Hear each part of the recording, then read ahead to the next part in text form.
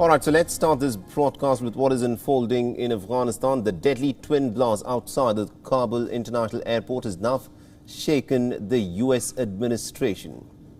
U.S. officials initially had said that about 11 American Marines and one Navy medic had died in the attack. Another service member died hours later. 18 service members have also been wounded. The death toll could in fact increase further. When U.S. President Joe Biden addressed the nation from the White House, his voice was cracking. He bowed his head for a moment of silence before taking questions from the press. The backlash against the Biden administration over the botched-up withdrawal is of course growing. However, Biden has stood his ground on his decision and he believes that the situation could not have been dealt with any differently. In the latest address, he has warned the attackers that the Americans will hunt them down and also will make them pay. Listen to what the American president had to say. To those who carried out this attack, as well as anyone who wishes America harm, know this: we will not forgive. We will not forget. We will hunt you down and make you pay. I will defend our interests and our people with every measure at my command. Here's what you need to know. These ISIS terrorists will not win. We will rescue the Americans who are there. We will get our Afghan allies out, and our mission will go on. America will not be intimidated. And I have the utmost confidence in our brave service members who continue to execute this mission with courage and honor to save lives and get Americans, our partners, our Afghan allies out of Afghanistan. Now, the U.S. general who is in charge of evacuations has said that the attacks would not stop the U.S. from continuing its operations. The head of the U.S. Central Command, General Frank McKenzie, has said that alternate routes are now being used to get the evacuees into the airport. The threat from ISIS is extremely real. We've been talking about this for several days. We saw it actually manifest itself here in the last few hours with an actual attack. We believe it is their desire to continue those attacks, and we expect those attacks to continue. And we're doing everything we can to be prepared for those attacks. That includes reaching out to the Taliban, who are actually providing the outer security cordon around the airfield to make sure they know what we expect them to do to protect us. And we will continue to coordinate with them as they go forward. Now, the blast, remember, has come just hours after foreign troops had repeatedly warned of the possibility of a major terror attack. Afghans and foreign nationals were asked to stay away from the Kabul International Airport. However, the warning was largely ignored by the Afghan nationals, the desperate Afghan nationals who are trying to get out from the country as soon as they can. The Biden administration has blamed for chaos and violence that has transpired at the Kabul International Airport in the last few days. Now, the Thursday's attack has also further intensified the political pressure on Biden from all sides. Republican leader Kevin McCarthy has called on the House Speaker Nancy Pelosi to bring the chamber back into session. He wants a debate and a legislation that would prohibit the U.S. withdrawal until all Americans are out of Afghanistan. Now, Pelosi has dismissed such a suggestion as nothing more than an empty stunt.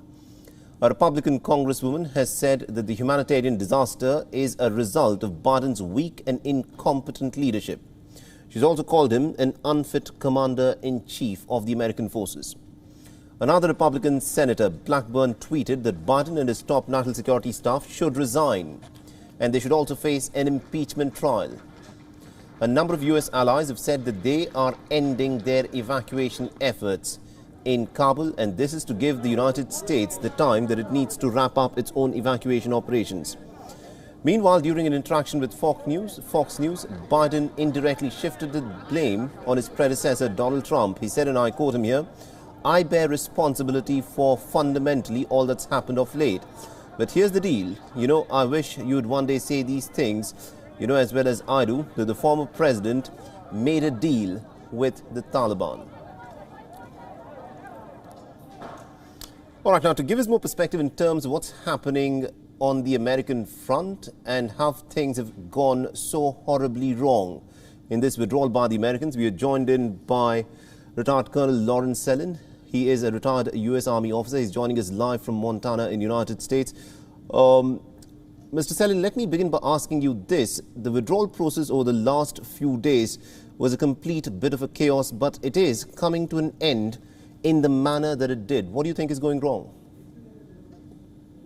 Well, what's primarily going wrong is that any evacuation from Kabul Airport was always militarily untenable. They must have known that the Taliban would surround the airport.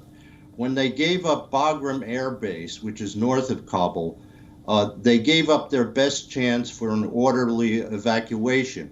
Bagram is an air base that could have been secured. The avenues of approach to Bagram Air Base could have been secured. It would have been much more effective and safer evacuation if they had held Bagram Air Base and not given it up so easily. So militarily, the evacuation from Kabul Airport was always untenable.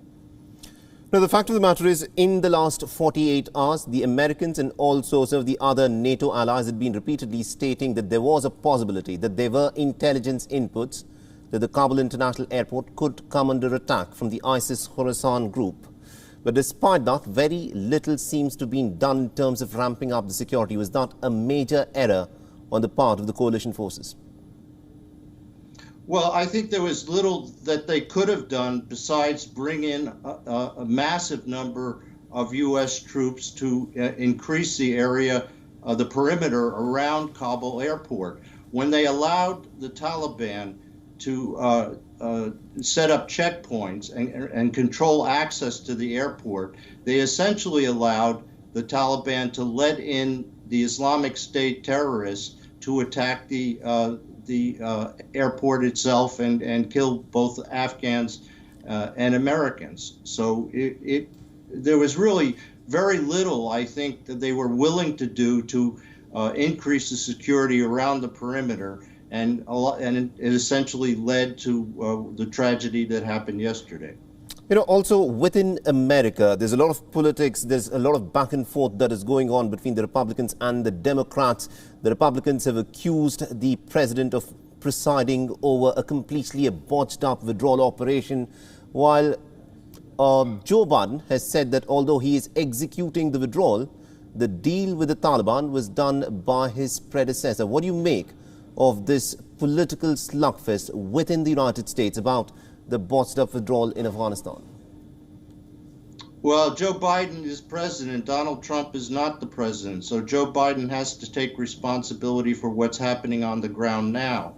And what should be done now is that all Americans who should be withdrawn from Afghanistan, we should not leave until all Americans are withdrawn from Afghanistan, as well as the Afghans that have helped the United States and coalition forces who are in danger of their lives if they stay in Afghanistan. So I think that has to be completed. But I'm afraid that the Biden administration has already decided to leave on August 31st to end the evacuation, and there will be Americans and Afghans loyal to the United States who will be left behind. A lot of comparisons have been made over the course of the last few days about what is happening in Afghanistan now to what happened in Saigon back in 1975.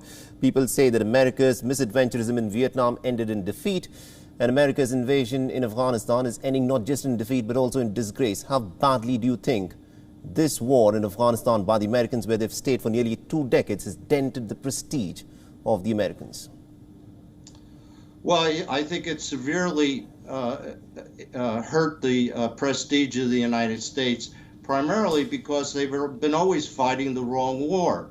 It is not an insurgency that was happening in Afghanistan. It was a proxy war being waged by Pakistan against Afghanistan using the Taliban. And the Pakistanis created safe havens and sanctuaries inside Pakistan to protect the Taliban, and these were immune from attack by the United States and coalition forces. So that is essentially the biggest mistake that was made during the Afghan war, is not recognizing the true nature of the war, which was a proxy war by Pakistan against Afghanistan.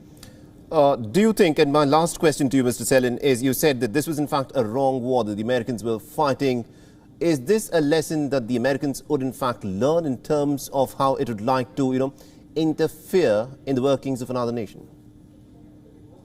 Well, I think they should learn a lot from their mistakes in Afghanistan, not only fighting the wrong war, but trying to impose a top-down Western-style government in Afghanistan, which is mainly a bottom-up tribal and religious society. So they should learn from both of those mistakes. But I think now we have to do as much as we can to provide resistance against the Taliban inside Afghanistan, and also prevent the China-Pakistan access from benefiting from the power vacuum that has occurred because of the withdrawal of the United States and the coalition forces. China and Pakistan intend to economically and dominate South Asia. We have to work with India and other allied nations to prevent that from them benefiting from this power vacuum. All right, we'll have to leave it there. Thank you very much indeed, Colonel Lawrence Sellon, for joining us and getting us all those insights from the United States. WION is now available in your country. Download the app now and get all the news on the move.